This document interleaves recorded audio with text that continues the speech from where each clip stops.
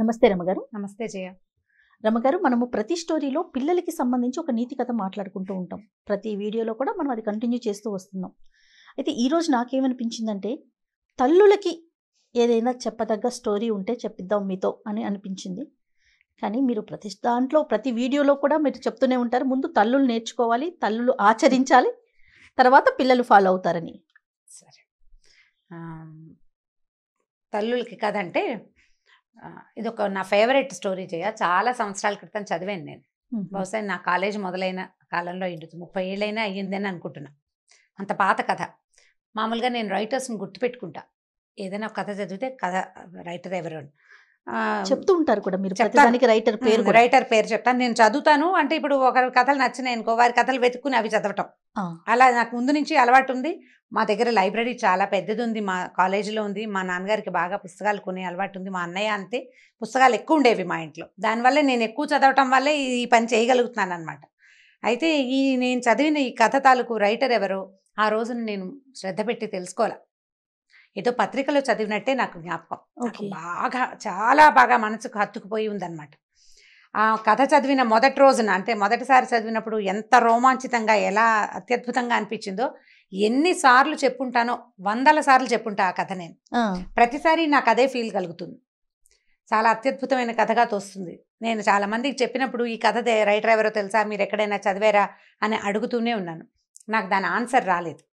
ఇవాళ ఇప్పుడు అంటే మనం ఈ ప్రోగ్రామ్ స్టార్ట్ చేసిన దగ్గర నుంచి ఏదో ఒక సందర్భంలో ఈ కథ చెప్పి దీని రైటర్ ఎవరు, వారెవరో తెలుసుకోవాలని కోరిక ఆడియన్స్లో ఎవరైనా, ఇప్పుడు మన 100 మంది చూస్తారు, వాళ్ళలో ఎవరో ఒకళ్ళు ఈ కథని ఫలానా వారు రాశారు ఆయన పేరు తెలిస్తే చాలా సంతోషిస్తాను నేను. చూడండి, మామ్ ప్రేక్షకులందరూ రమగారి కోసమైనా మీకు ఎవరికైనా ఆథర్ నేమ్ తెలిస్తే కనుక డెఫినెట్గా కామెంట్ రూపంలో తెలియజేయండి.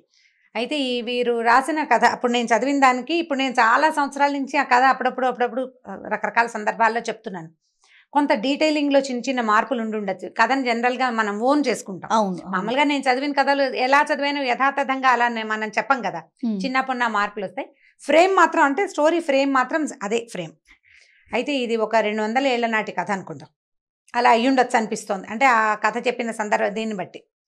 అప్పట్లోనట ఒక గాజుల వ్యాపారి ఉండేవాడు. ఓకే. ఈ గాజుల వ్యాపారం అంటే ఇప్పుడు మామూలుగా మనం షాప్కి వెళ్ళి కొనుక్కుంటున్నాం. ఒక 20-30 ఏళ్ళ నాడు, 10-15 ఏళ్ల నాడు, ఇప్పుడు కూడా మరి పల్లెటూళ్ళల్లో కనపడుతుందేమో, గాజుల మలారం అనేవాళ్ళు. మలారం దింపటం అనేది ఒక ప్రోగ్రాం కింద ఉండేదన్నమాట. ఈ గాజులు వాళ్ళు ఏం చేసేవాళ్ళు అంటే, ఒక పెద్ద మూటలో ఒక గాజుల పెట్టెలు పెట్టుకుని తీసుకొచ్చుకునేవారు. ఊళ్ళ వెంట తిరిగేవాళ్ళు. ఊళ్ళల్లో గాజులు వేయించుకోవటం అంటే ఇక్కడి నుంచి ఇక్కడ దాకా గాజులు దగ్గరగా వేసేవాళ్ళు. అంటే లూజ్గా ఉండే గాజులు తీసి పక్కన పెట్టే రకంవి కాదు, గాజులు ఉండాలి చేతి నిండా. అవి పూర్తిగా దాదాపుగా పోయినాక అప్పుడు మళ్ళీ కొత్త గాజులు ఎక్కించుకునేవాళ్ళు. ఎవరికి వాళ్ళు గాజులు వేసుకునే సిస్టమ్ పాతకాలంలో ఉండేది కాదు. ఈ గాజులు అతను వీళ్ళ చేయి పట్టుకుని నొక్కి దగ్గరగా ఉండే గాజులు వేసేవాళ్ళు. పని పాటలు చేసుకునేవాళ్ళు కదా, వదులుగా అటు ఇటు కదులుతున్న గాజులు పగిలిపోతాయి త్వరగా. మట్టి గాజులు వేసుకోవటం అంటే, ఇప్పుడు దగ్గరగా గుత్తంగా ఉన్నాయనుకో, చేతి నిండా ఉన్న గాజులు ఏ పని చేసినా పగలవు, చిన్నగా సవడి చేస్తూ ఉంటాయి. గాజుల చేత్తో అన్నం పెట్టడం అనేది ఒక ఏమనాలంటే, రకరకాల సేయింగ్స్లో గాజుల చేత్తో అన్నం పెట్టడం అనేది ఒక సేయింగ్. అయితే ఈ గాజుల వ్యాపారి ఉండేవాడు. ఈయన చాలా దేవీ భక్తుడు. ఓకే. అయితే ఆయన పేరేదో కానీ ఆయన దుర్గా అనేవాడు. ఎప్పుడు దుర్గా నేను రామ అంటుంటాను నేను, అలా ఆయన దుర్గా అనేవాడు. ఈ దుర్గా ఎట్లా అంటే, కనపడ్డ అమ్మాయి దుర్గే, గాజులు వేయించుకునే అమ్మ తల్లి దుర్గే, అందరూ దుర్గలే. అతను అలా దుర్గా అని ఎప్పుడు దుర్గని తలుచుకుంటుందంటే ఆయన దుర్గాదాస్ అనేవాళ్ళట. అయితే ఈ దుర్గాదాసు ఊళ్ళ వెంట తిరుగుతుండేవారు, గాజులు వేసేవాడు. అయితే ఒకసారట ఆయన ఒక ఊరు నుంచి రెండో ఊరికి వెళ్ళాలంటే, అప్పుడు నడకదారులే కదా, అప్పుడు ఇలా ట్రాన్స్పోర్టేషన్ అవి ఉన్నవి కాదు. ఈ నడకదారిలో ఆయన వస్తూ ఉంటే ఒక చెరువు పక్క నుంచి వెళ్తున్నాడు. ఆ చెరువు గట్టున ఒక అమ్మాయి కనపడింది ఆయనకి. అమ్మాయి మరి చిన్నపిల్ల కాదు, ఒక 25-30 సంవత్సరాల లోపల వయసు ఉంటుంది. అందంగా చక్కగా బాగుంది. ముక్కుకి ఒక ముక్కు పుడక, రెండో ముక్కుకి బేసరి. పాత రోజుల్లో అలా ఉండేవి కదా, 2 ముక్కు పుడకలు ఉండేవి.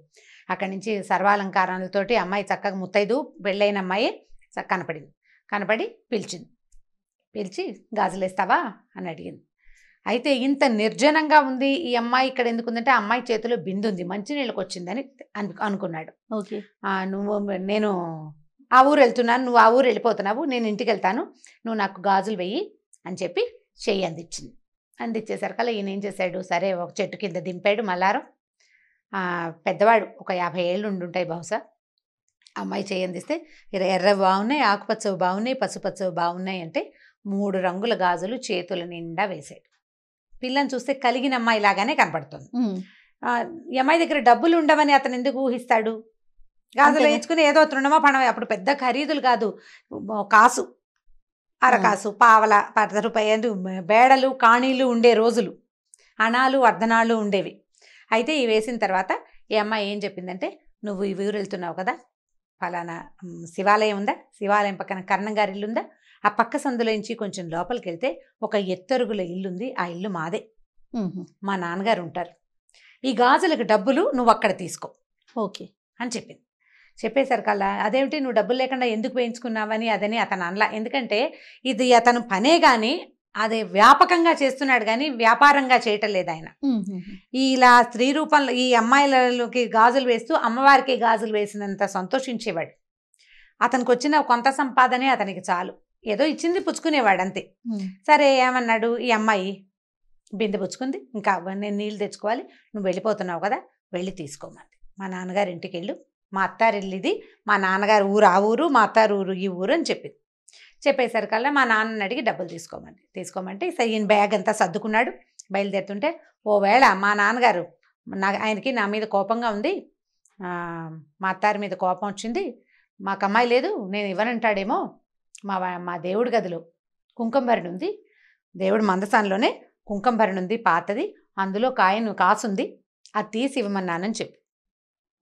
ఆయన కాదంటాడు, నువ్వు గట్టిగా పట్టుకో, నువ్వు గాజులు ఇన్నేసావు, డబ్బులు తీసుకోవాలి కదా, కాబట్టి ఆయన కాదన్నా సరే ఈ మాట చెప్పి డబ్బులు తీసుకో అని చెప్పి సరే అన్నాడు. ఆ అమ్మాయిని అక్కడ వదిలిపెట్టి ఈయన సంచి తన తట్టాబుట్ట సర్దుకుని ఆ ఊళ్ళోకి వెళ్ళాడు. శివాలయం వచ్చింది, దండం పెట్టుకున్నాడు, కర్ణం గారి ఇల్లు కనపడింది, పలకరించాడు, పక్క సందులోంచి లోపలికి వెళ్ళాడు. ఎత్తరుగుల ఇల్లు.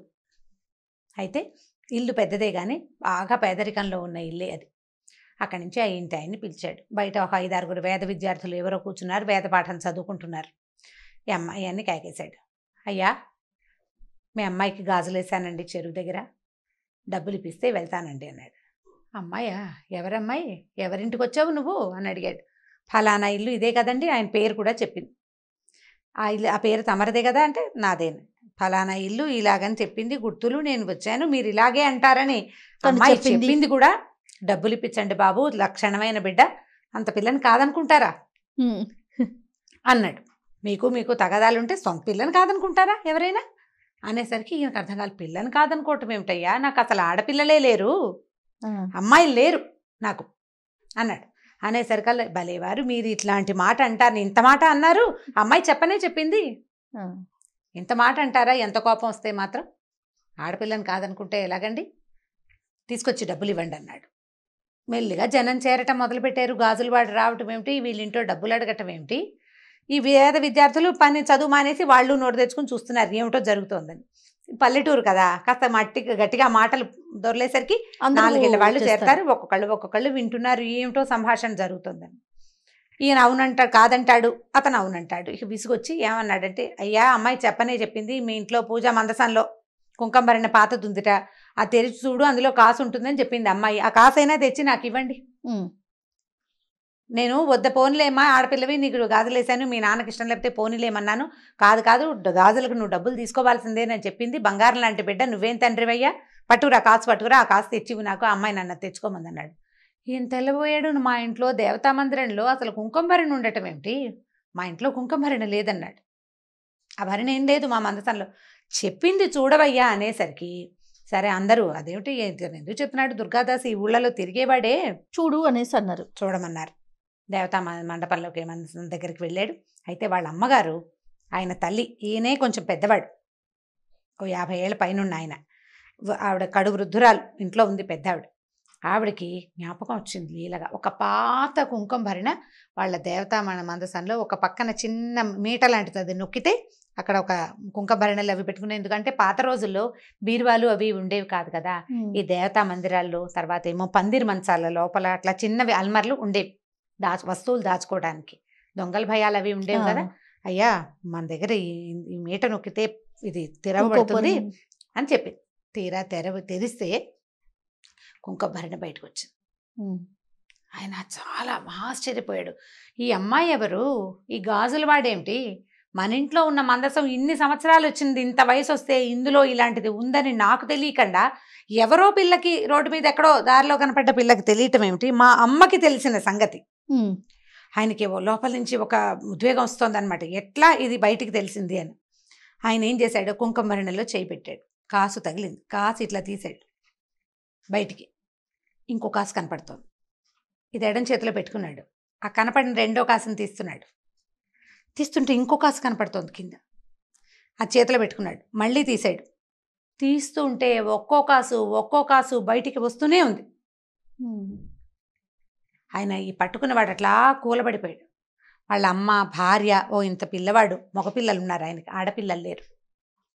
అప్పుడు వాళ్ళ అమ్మగారు ఏం చెప్పారంటే, ఇది చాలా పురాతనమైన పూజా మందిరంలో ఈ ఒక కాసు మనకు అమ్మవారు, మా తాత అంటే నాయన ఆయన తల్లి తాలూకు తాత కాదు, తండ్రి తాలూకు తాతగారు అర్చించేవారట ఆ కుంకుమ భరణిలో ఉన్న ఆ ప్రతిమని. తర్వాత కాలంలో అర్చన మానేశారు, అది అలా లోపల ఉండిపోయింది. ఈ కాసులు పట్టుకునేసరికల్లా ఈయనకి ఉద్వేగం తట్టుకోలేక దుఃఖం వస్తుంది. గబగబా కాసులు పుచ్చుకొని బయటకు వచ్చాడు. జనమంతా చేరిపోయారు కదా. అయ్యా, నువ్వెవరిని చూసావో, ఆ అమ్మాయి ఎక్కడుందో నాకు చూపించవా అని అడిగాడు. అందరూ వెళ్ళారు. వెళ్తే చెరువు దగ్గరికి వెళ్ళారు. వెళ్ళాక ఇక్కడే చూశాను నేను అమ్మాయిని అంటాడు. చెరువు చుట్టుపక్కల ఏమీ లేవు, చెరువే ఉంది, పద్మాలతో నిండిన సరోవరం. మామూలు ఊళ్ళల్లో చెరువుల్లో కనపడతాయి. అయితే ఈయన, అయ్యా నేను ఇక్కడే చూశానండి, ఆ అమ్మాయి ఎటు వెళ్ళిందో, పాదాలు ముద్రలు కూడా ఏమీ కనిపించట్లేదు, చెరువు వైపు నడిచినట్టే కనపడుతున్నాయి కాలి గుర్తులు, బయటకు వచ్చినట్టుగా ఏవీ లేవు. మామూలుగా బురద ఉంటుంది, చెరువు ఒడ్డున బురద ఉంటుందిగా, చెరువులోకి ఎలా వెళ్తారు, ఎవరైనా వెళ్ళి ఉండాలి కదా. అక్కడి నుంచి జనం అందరికీ అర్థమవుతుంది ఇక్కడ ఏదో ఒక మహత్తరమైన సంఘటన జరగబోతోందని.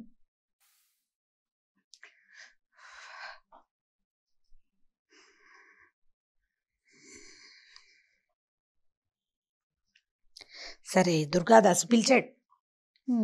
నేను ఒక అమ్మాయికి గాజులేసాను. జనం అంతా చెరువు దగ్గరికి చేరారు. ఊళ్ళో వాళ్ళంతా వస్తున్నారు, ఇక్కడ ఏదో జరగబోతోందని తెలుస్తోంది. అక్కడి నుంచి ఈ దుర్గాదాసు, అమ్మా నేను నీకు గాజులేసానని చెప్పినా కూడా నమ్మలేని పరిస్థితి కనపడుతోంది. వాళ్ళకి అమ్మాయిలే లేరని ఊరంతా సాక్ష్యం చెప్తున్నారు. నేను ఏ తల్లికైతే గాజులేసాను, ఆమె ఇక్కడ కనపడితే కానీ ఇప్పుడు నమ్మరు.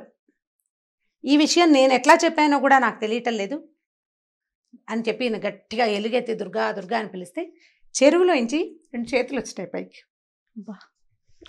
రెండు చేతులకి ఎరుపు, పసుపు, ఆకుపచ్చ గాజులు ఫుల్గా ఉన్నాయట చేతుల నిండా. ఈ పైకొచ్చిన చేతుల్ని ఆ ఊరంతా చూసింది. వాళ్ళు ఏమనుకున్నారంటే, ఒక శక్తి ఒక బ్రాహ్మడి ఇంట్లో 100 సంవత్సరాల పైగా నిక్షిప్తం అయిపోయి లోపల ఉండిపోయిన శక్తి నన్ను పూజించే సమయం వచ్చింది అని బయటికి రావడానికి ఆమె చేసిన ప్రయత్నం ఏంటంటే, ఒక గాజులు అతని పూర్వజన్మ పుణ్యం, అతను చేసుకున్న పుణ్యం అంటే ఈ కథలో ఉన్న శక్తి అలాంటిదన్నమాట. అంటే భగవంతుడు తనని తను ప్రకటితం చేసుకోవాలంటే ఎలాగైనా చేయొచ్చు, శక్తి అది. ఇప్పుడు దేవుడు అంటే మగవాడే కాదు కదా, మగవాడికి మూలం తల్లి. ఆమె తనకి తాను బయటికి రావాలని గనక ప్రకృతి భావిస్తే ఈ రకంగా ఎవరికైనా ప్రత్యక్షం కావచ్చు. దానికి ఋషీశ్వరులు, మునీశ్వరులు వాళ్ళే కావక్కర్లేదు, ఏమక్కర్లా. ఏ కుటుంబంలో అయితే ఆమె ఆనుచానంగా సంవత్సరాల తరబడి పూజలు అందుకుని తర్వాత కొంత గ్యాప్ తర్వాత మళ్ళీ వాళ్ళకి కనపడాలని అనుకుని దానికి ఈ గాజులతన్ని వ్యాజంగా చేసుకుంది. అతను ప్రత్యక్షంగా ఆమెను చూశాడు, పట్టుకుని గాజులు వేశాడు చేతికి. ఎందుకంటే ఆయన అందరి ప్రతి అమ్మాయిని ఆయన దుర్గగానే భావించేవాడు. అమ్మవారికే గాజులు వేస్తున్నంత భక్తి ప్రపత్తులతోటే గాజులు వేశాడు. ఒకవేళ డబ్బు ఇవ్వకపోతే పోనీ అనుకునేవాడట. ఎవరు ఇవ్వగలిగిన తల్లి దగ్గర తీసుకుని, ఏ పిల్లైనా ఆడబిడ్డకి చేతులకి గాజులు ఉండాలి కదా, ఎవరికైనా చేతికి గాజులు ఉండాలి. ముత్తైదు పిల్లకి గాజులు లేకపోతే ఎట్లా? ఇవ్వగలిగిన వాడు ఇస్తాడు, ఇవాళ ఇవ్వకపోతే వచ్చే సంవత్సరం ఏ ఒడిలో మినుములో పెసలో ఇస్తారని వేసేవాడట. అతని దగ్గరున్న ఆ లక్షణానికి మెచ్చి ఆమె స్వయంగా అతని దగ్గరకు వచ్చి గాజులు వేయించుకుని అక్కడికి వెళ్ళి తీసుకోమని. ఇప్పుడు ఎవరైతే పూజ చేయాలో వాళ్ళు ఆమెను చూడలేకపోయారు. చూడండి. చిత్రమైన సంగతి కదా. ఈ చెరువులో నుంచి చేతులు పైకి రావడం, ఆ చేతుల నిండా ఉన్న గాజులు, ఉంగరాలు, దగదగాయమానంగా ఉన్న ఆ చేతులు ఆ ఊరంతా చూసింది. స్పృహ తప్పి పడిపోయాడట దుర్గాదాసు. ఆ తర్వాత ఈ కథ అట్లా నడిచింది. మళ్ళీ వాళ్ళ ఇంట్లో మళ్ళా లలితా పూజ అందుకుంది. వాళ్ళకి ఐశ్వర్యం వచ్చింది. వాళ్ళు చాలా పేదవారు అయిపోయారు ఆ కుటుంబం వాళ్ళు. ఆ తర్వాత మళ్ళీ అక్కడ బాగా వాళ్ళకి అన్ని రకాల సంపదలు వృద్ధి పొందినాయి. అయితే ఇది ఎవరో ఒక కుటుంబం గురించి చెప్పించిన కథ కూడా అయి ఉండాలి. నేను చదివాను, కానీ ఆ రాధ రాసిన వారి మహానుభావులు వారి పేరేమిటో నేను నాకు జ్ఞాపకం పెట్టుకోలేకపోయాను. చిన్నతనము మొదటిది, ఆ రోజుకి ఆ ధ్యాస లేకపోవటం. ఏదో పత్రికలో వచ్చింది చదివాను. మళ్ళీ మళ్ళీ తలుచుకుంటూ ఉంటే నాకు అది చాలా ఉద్వేగభరితంగా అనిపించింది. ఇది నా జీవితంలో చదివిన అత్యద్భుతమైన, అతి తక్కువ కొన్ని కథల్లో ఇదొక కథ. ఎవరికైనా ఈ రైటర్ తెలుసుంటే ఆ రైటర్ పేరు, వారెవరో మహానుభావులు నాకు తెలియజేస్తే వాళ్ళకి బాగా రుణపడి ఉంటాను నేను. ఎందుకంటే ఎప్పటి నుంచో ఇప్పుడు నేను ఎంతమందికి చెప్పుంటానో, చెప్పిన ప్రతిసారి ఇదే ఉద్వేగం, ఇదే ఆనందం కలుగుతుంది జయ నాకు. ఎందుకంటే భగవంతుని మనం తెలుసుకోవటం ఒక రకం. మనం మామూలుగా చెప్తాం దేవుడు ప్రతి చోట ఉండలేక తల్లి రూపంలో జన్మించాడు, అందుకని ఆయన తల్లే దేవుడుగా మనకి ప్రతి విషయానికి వస్తుందని. కొంతకాలం మన అమ్మ మనకి దేవుడు, తర్వాత మనం దేవుళ్ళం అవుతాం మన పిల్లలకి. ప్రతి స్త్రీ కూడా దేవస్వరూపమే. అయితే ఈ దైవ స్వరూపాల్లో ఒక్కొక్కళ్ళు కొంచెం ఇబ్బంది పడి ఇందులో నుంచి తొలగిపోతున్నారు కూడా. పాపం వాళ్ళకి భగవంతుడు ఇచ్చింది అది, అందులో నుంచి తొలగిపోమని. కానీ ఎవరైనా సరే ఇలా ఉండవలసిందే. ఇలాంటి దాన్ని మనకి కలిగించింది ఒక శక్తి ఏదో ఉంది కదా. ఆ శక్తిని గురించి మనం ఇట్లాంటి కథలు తెలుసుకుంటే మనం ఈ దేవుడు లేడు, ఇలాంటిది ఏదీ లేదు, ఇలాంటి భావన నుంచి బయటపడిపోతామని అనిపిస్తుంది. కానీ మామ్ స్టార్ట్ చేసిన డే 1 నుంచి మన ఇద్దరం ఎన్నో వీడియోస్ చేసాం రామ్ గారు. ఫస్ట్ టైం నేను మిమ్మల్ని చూశాను. ఒక స్టోరీ మధ్యలో మీరు ఆగిపోయి మళ్ళీ రీస్టార్ట్ చేయటం అనేది ఇది బహుశా ఫస్ట్ వీడియో అనుకుంటాను. ఈ కథలో ఉంది కదా జయ, ఈ కంటెంట్ లోనే అలాంటిది ఉంది. ఎంత చిన్న మామూలు వాడికి, మామూలు మనిషికి, మామూలు వ్యాపారస్తుడికి దేవి సాక్షాత్కారం జరగటం అనేది చాలా అత్యద్భుతమైన సంగతి. ఇలాంటివి ఇంకొక 2 కథలనైతే నాకు చాలా ఇష్టమైన కథలు. ఈ కథ నాకు చాలా ఎంత హాట్ ఫేవరెట్ అంటే, దీనంత ఇష్టమైన కథ నిద్రలో కూడా నేను తలుచుకునే కథ ఇంకొకటి లేదు. చాలా అత్యద్భుతమైన కథగా తోస్తుంది. ఎవరో మహానుభావులు. అయితే నేను ఒక అమ్మాయికి ఈ కథ చెప్తే తను నెట్లో ఇంగ్లీష్లో ఈ కథ చదివాను, బ్యాంగిల్ సెల్లర్ అని ఈ కథ చదివానని చెప్పింది తను నాకు. కానీ తన కూడా ఆథర్ ఎవరో తెలియదు. ఓకే. అంటే ఈ ఎక్సైట్మెంట్ తనకి కలగల కథ చదివితే. నేను చెప్పినప్పుడు వచ్చింది ఆ అమ్మాయికి, నేను చెప్పినప్పుడు వచ్చింది. ఆ ఇంగ్లీష్లో కథ చదివితే ఇది ఇలాంటిది అమ్మవారి చేతిలో వచ్చినాయని రాశాడు, గాడెస్ కనపడిందని రాశాడు అని చెప్పింది అనమాట. బట్ నేను ఇంటర్నెట్లో సెర్చ్ చేశాను, కానీ నేనేం సాధించలేకపోయాను ఆ కథను. అంటే సరిగ్గా మనం అడగాలి కదా ఈ స్టోరీ అని, రైటర్ పేరు ఏదైనా స్టోరీ పేరు చెప్పాలి. నేను 2 చెప్పలేకపోయాను, దాంతో నేను తెలుసుకోలేకపోయాను. ఈ కథ తెలుసుకోండి అమ్మా, పిల్లలకి వీలైతే కథ చెప్పగలిగితే దీన్ని బ్రీఫ్ చేసుకుని చెప్పండి, మొదటిది.